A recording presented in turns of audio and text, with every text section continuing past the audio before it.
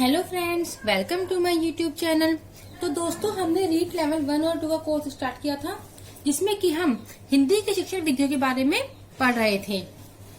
तो दोस्तों, हम हिंदी की शिक्षण विधियों में गद्य शिक्षण और पद शिक्षण के बारे में अब तक पढ़ चुके हैं, और आज की क्लास में हम पढ़ेंगे व्याकरण शिक्षण के बारे में।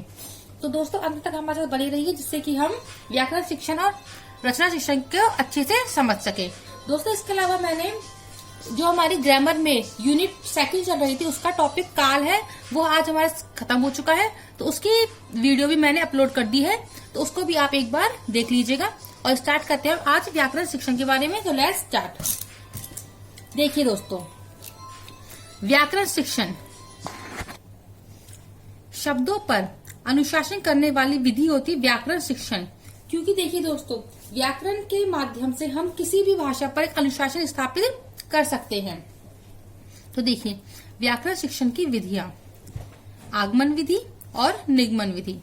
दोस्तों, तो शिक्षण विधियां है ना, ये हमारे ना सिर्फ हमारे हिंदी में, इंग्लिश में, मैथ में, संस्कृत में, ईवीएस में, हर जगह हमें ये शिक्षण विधियां मिलेंगी। तो पहली हमारी आगमन विधि। आगमन विधि में क्या होता है, इसमें हम उदाहरण से नियम की ओर चलते हैं, और निगमन विधि में नियम से उदाहरण की ओर चलते हैं। अभी तो हम इसे हल्का हल्का देख लेते हैं, आगे हम इसके बारे में विस्तृत अध्ययन करेंगे। तो देखिए, आगमन विधि में क्या होते हैं, इसके चरण 4 होते हैं। सबसे पहले हम बच्चों को उदाहरण देंगे, बच्चे उदाहरणों का निरीक्षण करेंगे, उससे नियम बनाएंगे, और फिर उस नियम का परीक्षण करते हैं। और निगमन में क्या होता है, पहले कोई हमारे पास नियम होगा, उस नियम से हम उदाहरण देंगे, उदाहरण का निरीक्षण करेंगे, और फिर उसका परीक्षण करेंगे। देखिए, जैसे एक बार एग्जाम्पल देखते हैं। जैसे कि आगमन विधि के लिए हमने बच्चों को संधि के कुछ एग्जाम्पल बताए, जैसे कि विद्यालय हो गया, गिरीश हो गया, रमेश हो गया, ये सब उदाहरण दिए। अब बच्चे उदाहरणों से निष्कर्ष निकालेंगे, इनका निरीक्षण करेंगे। निरीक्षण किया जैसे कि यदि प्लस से पहले कोई स्वर है और प्लस के बाद समान स्वर है, तो उनका दीर्घीकरण हो जाता है। तो ये हो गया हमारा दीर्घ संधि का निरीक्षण कर लिया उन्होंने। अब निरीक्षण के बाद क्या उन्होंने नियम बना लिया। नियम क्या बनाया कि यदि धन से पहले कोई स्वर है और धन के बाद समान स्वर आता है, तो उस स्वर का दीर्घीकरण हो जाता है। ये हो गया उसका नियम। अब नियम के बाद क्या करेंगे बच्चे, कुछ एग्जाम्पल्स देंगे और उनका परीक्षण करेंगे कि ये नियम है उस एग्जाम्पल्स पर अप्लाई हो रहा है या फिर नहीं हो रहा है।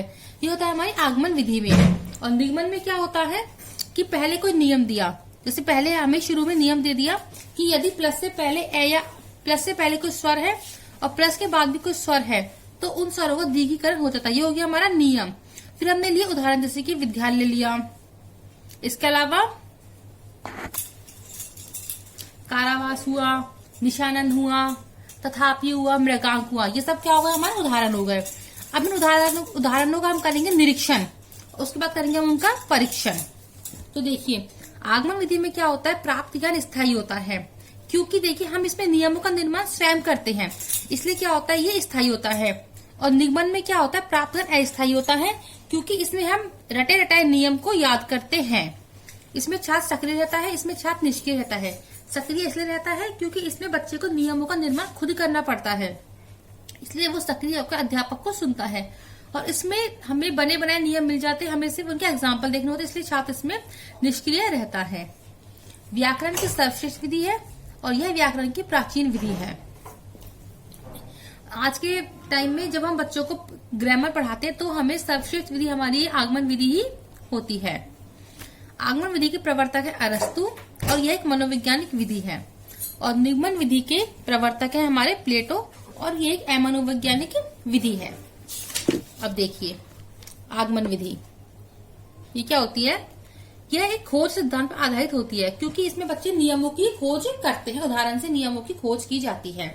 और निगमन विधि रटने के सिद्धांत पर आधारित होती है, क्योंकि इसमें रटे रटाए नियमों को याद किया जाता है, बने बनाए नियमों को याद करता है बच्चा, और एग्जाम्पल्स करता है।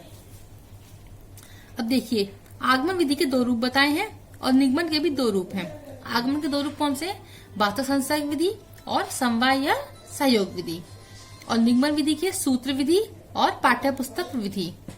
अब देखिए, पहली हमारी भाषा संसर्ग विधि। इसमें क्या होता है, आगमन विधि का रूप होती है, ये आगमन विधि का एक प्रकार है। इस विधि के अंतर्गत विद्यार्थी को बिना व्याकरण की शिक्षा दिए शुद्ध पढ़ना, लिखना व बोलना सिखाया जाता है। इसमें क्या होता है कि विद्यार्थियों को अच्छे लेखकों की पुस्तकें पढ़ने को दी जाती हैं तथा ऐसे लोगों के साथ रखा जाता है जिनकी भाषा पर अच्छी पकड़ हो। इस विधि में व्यवहारिक ज्ञान पर बल दिया जाता है। इसमें क्या होता है कि बच्चों को हम पुस्तक दे देते हैं, अच्छे अच्छे लेखकों की अच्छे अच्छे कोई ग्रंथ दे दिए। अब बच्चे उन पुस्तकों को अपने आप पढ़ते हैं और उनसे बच्चे शुद्ध बोलना, पढ़ना, लिखना सीखते हैं। और बच्चों को ग्रामर का ज्ञान हम सीधे नहीं देते। इसमें क्या होता है, जैसे मान लो हमने बुक दी बच्चों को, बुक में कोई संधि का एग्जाम्पल आया, कोई समास का एग्जाम्पल आया, कोई उपसर्ग का, कोई प्रत्यय का, कोई अव्यय का, मतलब कोई भी एग्जाम्पल आया तो उन एग्जाम्पल्स के बारे में बच्चों को बताते हैं। हम सीधे व्याकरण की शिक्षा नहीं देते हैं। इस विधि व्यवहारिक ज्ञान पर बल दिया जाता है। अब हमारी दूसरी विधि समवाय या सहयोग विधि। ये भी आगमन विधि का ही रूप है। इस विधि के अंतर्गत अध्यापक गद्य पद के साथ साथ व्याकरण की शिक्षा देते हैं। इस विधि में व्याकरण की शिक्षा लंबी समवाय के रूप में दी जाती है। यह विधि गांधी जी के बुनियादी सिद्धांत पर आधारित है।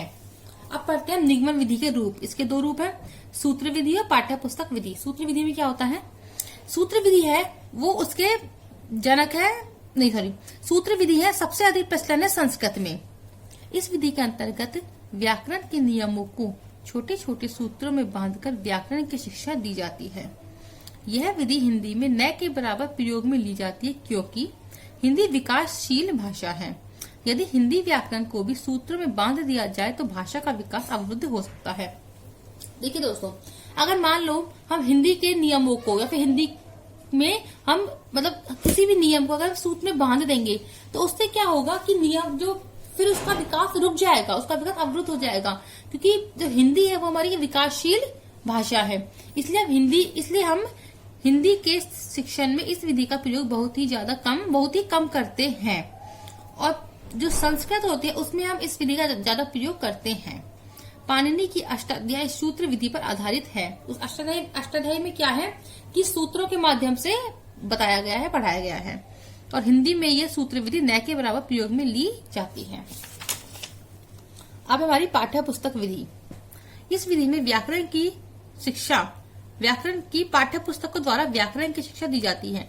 इसमें क्या होता है कि बच्चों को हम व्याकरण की पुस्तक दे देते हैं, उसके माध्यम से ही व्याकरण की शिक्षा दी जाती है। जैसे कि हमारे स्कूलों में होता है कि ग्रामर की अलग से बुक आती है, उसके माध्यम से अध्यापक बच्चों को पढ़ाता है। तो ये हो गया हमारा व्याकरण शिक्षण, आगमन विधि और निगमन विधि। अब पढ़ेंगे रचना शिक्षण। रचना शिक्षण क्या होता है? रचना शिक्षण दो रूप होते हैं, मौखिक रचना और लिखित रचना। इनमें क्या आता है, जैसे पत्र हो गया, लेख हो गया, कहानी, निबंध, वाक्य, ये सब आते हैं हमारे रचना शिक्षण में। रचना शिक्षण की विधियां, पहली है इसमें चित्र वर्णन विधि। अध्यापक छात्रों के सामने कोई चित्र प्रस्तुत करता है तथा छात्रों को उस चित्र को देखकर वर्णन करने के लिए कहा जाता है। इसमें क्या होता है कि अध्यापक बच्चों को कोई भी एक चित्र दिखा देता है। जैसे कि ना मान लो हमने प्यासे कौवे की कहानी ली, तो प्यासे कौवे की कहानी का चित्र बच्चों को दिखा दिया कि एक कौवा है और घड़े में कंकड़ डाल रहा है और पानी ऊपर आ गया। तो बच्चों को वो चित्र दिखाकर बच्चों से कहा जाता है कि अब तुम इस चित्र को देखकर कहानी का निर्माण करो।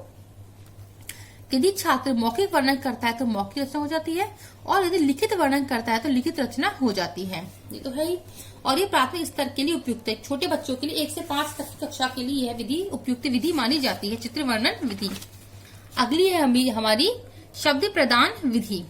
इस विधि में अध्यापक अपनी ओर से या छात्रों के सहयोग से शब्द श्यामपट पर लिखता है तथा छात्रों को उस शब्द को केंद्र में रखकर रचना करने के लिए कहता है। इसमें क्या होता है, जैसे मान लो अध्यापक ने बच्चों को कोई एक शब्द दे दिया, जैसे अध्यापक ने दिया बच्चों को पुस्तक। अब वो पुस्तक शब्द है, उस पुस्तक शब्द को केंद्र पर रखकर बच्चे किसी वाक्य का, किसी कहानी का, किसी कविता का निर्माण करते हैं। छात्र उस शब्द को केंद्र में रखकर मौखिक या लिखित रचना करते हैं और ये सभी स्तर के बच्चों के लिए उपयोगी होती है। इससे क्या होता है, बच्चों की एक तो रचनात्मक क्षमता का बहुत विकास होता है, सोचने समझने की क्षमता का विकास होता है और बच्चे इसमें अपसारी चिंतन करते हैं। अपसारी में क्या होता है कि बच्चे मतलब इसमें एक सिंगल टॉपिक पर ना रहकर अलग अलग पक्षों पर उसके बारे में सोचते हैं। ये तो हमें शब्द प्रदान विधि, इसमें देते हैं शब्द को बच्चे को। एक है हमारी वाक्य प्रदान विधि। इस विधि के अंतर्गत अध्यापक द्वारा वाक्य प्रदान किया जाता है, छात्र उस वाक्य को केंद्र में रखकर रचना करते हैं। इसमें क्या करता है, अध्यापक बच्चों को एक वाक्य देता है, जैसे कि जैसे अध्यापक ने कोई वाक्य दिया बच्चों को, चूहे और शेर की दोस्ती।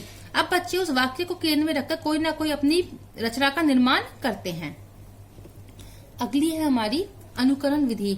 इसमें बच्चे अध्यापक की बातों का अनुकरण करके शब्दों को रचना करना सीखते हैं। प्रश्नोत्तर विधि, प्रश्नोत्तर के माध्यम से वाद विवाद विधि, वाद विवाद से रूपरेखा विधि। इसमें क्या होता है कि हम बच्चों को छोटे छोटे, मतलब जैसे एक वाक्य लिख दिया, फिर हल्का सा डॉट डॉट कर दिया, फिर एक वाक्य लिख दिया, फिर डॉट डॉट कर दिया, उसके वो बना के देते रूपरेखा से, और फिर बच्चे उन खाली स्थानों में अपनी रचना को अभिव्यक्त करते हैं। मंत्रणा विधि।